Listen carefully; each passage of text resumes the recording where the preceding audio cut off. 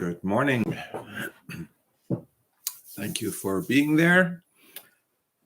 Hope you're well this morning.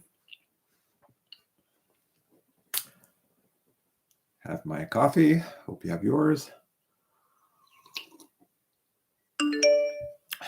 Good morning. Good morning. Great to have you with us, Beatrice and Grazina and others that are there listening. And nice day today. Nice snow outside. And so we wake up to a bit of snow on the ground. And so we're getting ready. Christmas is around. I'd rather have snow than no snow at Christmas. So I'm hoping snow is coming. And I've gotten some new tools also to get rid of the snow, a scraper and brush and different things. So a new shovel. So listen, bring the snow. I'm ready. And so this morning, we're going into Revelation chapter 22. And so we'll be here for another week or two or three for the final chapter of our devotional together. And then we'll have some special series there for Christmas time. So in Revelation 22, I just want to introduce it by saying this morning. We live in a society today where there's a lot of relativism. Truth is often very personal. It's basically what society thinks is true. Maybe it's just what you think it's true. And if you tell somebody, well, that's what I believe, they'll say, well, that's what you believe. And what you believe is true for you, but it's not true for me. And so we make truth basically what we believe, and there's no objectivity as to what truth really is. Makes me think of the verse over in 1 Timothy, where Paul is talking about society and what it will look like in days to come.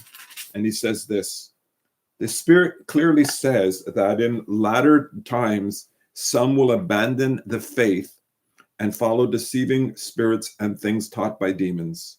Such things come through hypocritical liars whose conscience have been seared with a hot iron. Talking about here a time where it says here, they forbid people to marry in order to abstain from ceremony and to order them to abstain from certain foods which God created to receive with thanksgiving by those who believe and know the truth. And so truth becomes very much a personal construction. And when armed with this truth, we need to come to a new place of understanding the security we have in knowing the truth. And the fact that there is truth means that we have a solid foundation. Without real truth, you are just going to be moved to and fro without any sense of assurance. So we come along then now to this verse in chapter 22. It says this in verse 6. The angel said to me, these words are trustworthy and true. They're not just for public opinion. They're not just my opinion, your opinion, who knows. These words are trustworthy and true. The Lord, the God of the spirits of the prophets, sent his angels to show his servant the things that must soon take place. And then Jesus says, behold, I'm coming soon. Blessed is he who keeps the words of the prophecy in this book. So here we have the Apostle John, and he refers to an angel who had been guiding him through this new Jerusalem. And he says, these words that you're hearing are faithful and true. This means to us, I think, three things this morning. Number one, we are to believe what is faithful and true. Because the book of Revelation, it's both a warning and a promise, comes from God the Father through Christ by the power of the prophetic spirit. It could not be more reliable This is inspired truth that can be trusted. Number two, we are to anticipate what has been predicted. People today doubt whether we can know anything for certain about the present and the past, much less about the future.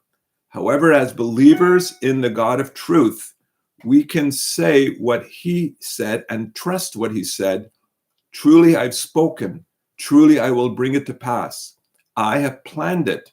Surely I will do it. We are to live in this constant state of readiness, not neglecting our duties to prepare for the future, but looking forward to the soon coming Christ to take us home. And then lastly, we are to heed what has been revealed. It says here, behold, I'm coming soon. Blessed is he who keeps the words of the prophecy of this book. Blessed is he who obeys the word. Blessed is he who responds to its admonitions and to its commands. You see, the primary purpose of prophecy is not knowledge, but it is to turn away from wickedness in our lives. When we consider the blessings of the world to come, a life of gratitude and worship in the present is clearly our best choice. And then it concludes verses 8 to 11. I'll just read it right through for you. I am the one who heard and saw these things. And when I heard and I had heard and seen them, I fell down to worship at the feet of the angel who had been showing them to me. But he said to me, do not do it. I am a fellow servant with you and with your brothers, the prophets, and all who keep the words of this book, the worship God. And then he told me, do not seal up the words of the prophecy of this book, because the time is near. Let him who does wrong continue to do wrong. Let him who is vile continue to be vile. Let him who does right continue to do right. And let him who is holy continue to be holy.